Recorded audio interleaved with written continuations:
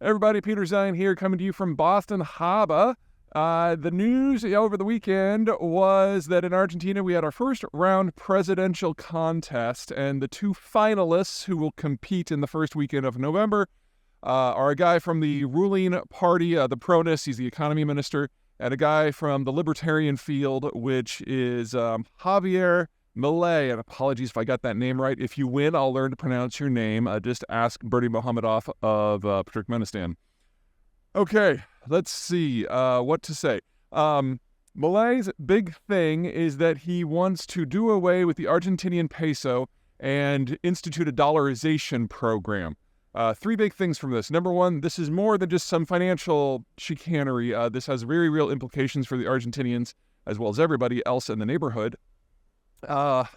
Because the financial strategies of the Peronism are a little wackadoo. Peronism is a very non-standard political and economic ideology, and it combines the worst aspects of Venezuelan socialism with corporate Nazism.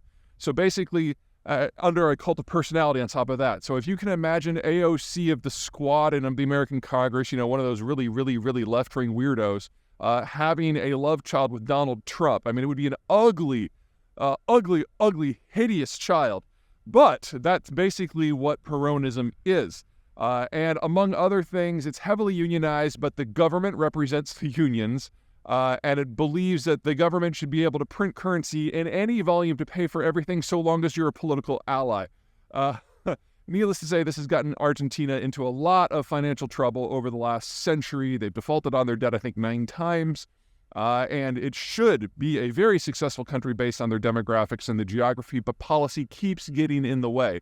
So if you're an American who thinks that you can do no wrong, bear in mind that if you wake up every day for decades just trying to wreck everything, you can eventually become Argentina. So there is a limit to what we can get away with. Now, with that kind of in your back pocket, let's talk about the impacts here. If dollarization worked, it would destroy the ability of the Peronists, or really any government in Argentina, to use their central bank and their currency in order to manipulate events. And that is honestly the idea here that Milei has, is this: if we can wreck their ability to do what they've been doing these last 90 years, then that entire political ideology will die on the vine, because they'll actually have to then balance the books and do things like have fiduciary responsibility. And in that sort of environment, people who can do math are going to do better than people who cannot do math.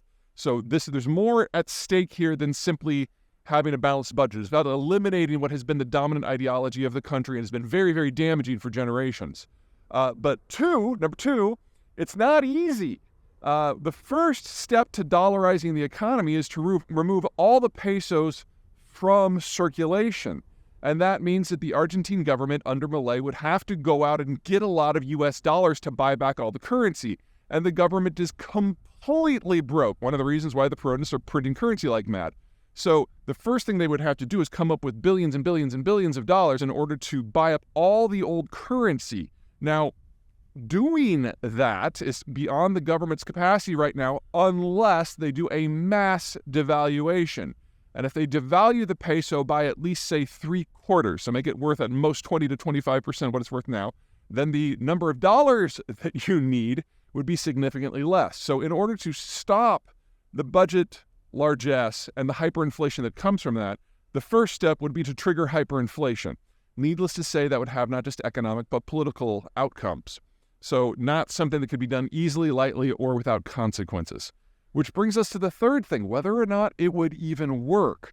The whole idea of dollarization and the handful of countries that have done it is they believe that their institutions are not sufficiently responsible to be granted independent monetary policy and control over a printing press.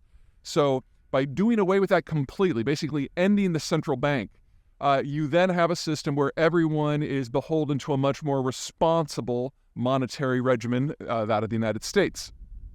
You can cue the laughter for those of you who are gold bugs out there. The issue with this is that there's more things that the central bank does than just regulate the currency. They're also the lender of last resort. They're also the regulator for the banking sector. And if you have a central bank that does not have the capacity to step in and help the banks in a system that is as fiscally wobbly as Argentina, you're also going to have a bank run, a bank collapse, and nothing behind it to stabilize it. So for this plan to work, not only do a lot of things have to go right that are beyond Argentina's control, but Argentina would have to enter through a series of banking and fiscal reforms in a matter of days that most countries take a generation to do.